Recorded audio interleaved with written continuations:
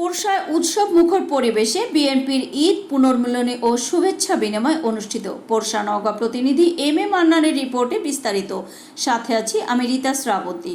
গতকাল 13 জুন রোজ শুক্রবার বিকেল 5 ঘটিকার সময় নিদপুর পিঙ্কু বালিকা বিদ্যালয় মাঠে ঈদ পুনর্মিলনী ও শুভেচ্ছা বিনিময় সভা অনুষ্ঠিত হয়েছে। উক্ত অনুষ্ঠানে প্রধান অতিথি হিসেবে উপস্থিত ছিলেন বীর মুক্তিযোদ্ধা ডাক্তার মোহাম্মদ সালেক চৌধুরী, সভাপতি নিয়ামতপুর উপজেলা।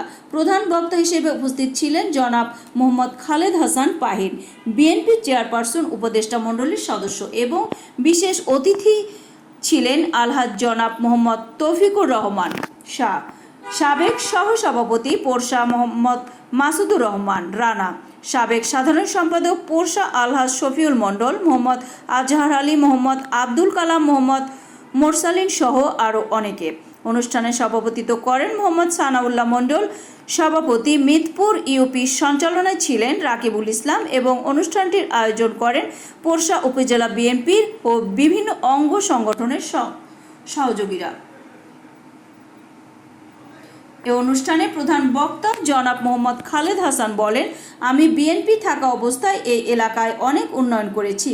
পিঙ্কু বালিকা বিদ্যালয়ের প্রতিষ্ঠাতা আমি, তাই আপনারা বিএনপির হাতকে শক্ত করেন, তাহলে এলাকার উন্নয়ন হবে। আমরা কাজ করতে আনন্দ পাব এবং সবাইকে ধানের শীষ মার্কায় ভোট দেওয়ার আহ্বান জানান।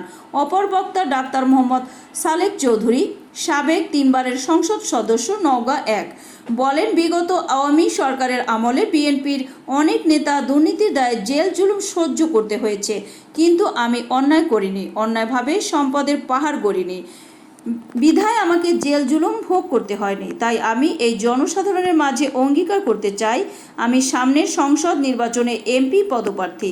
আপনারা দোয়া করেন, দল থেকে আমাকে নমিনেশন দিলে আপনারা ভোট দিয়ে জয়যুক্ত করবেন।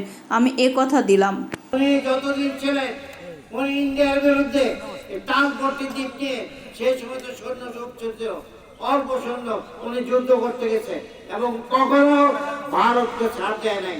দিনগুলা পার করছি কিভাবে, রাতগুলা পার করছি, ইনশাআল্লাহ সেই অন্ধকার সব রাতের যেমন ভোর আছে না ভাই, সব ঝড়ের যেমন শেষ আছে, দিনের যেমন রাত আছে, রাতের যেমন দিন আছে। ইনশাআল্লাহ আজকের এই দিন আমাদের জন্য খুশির দিন।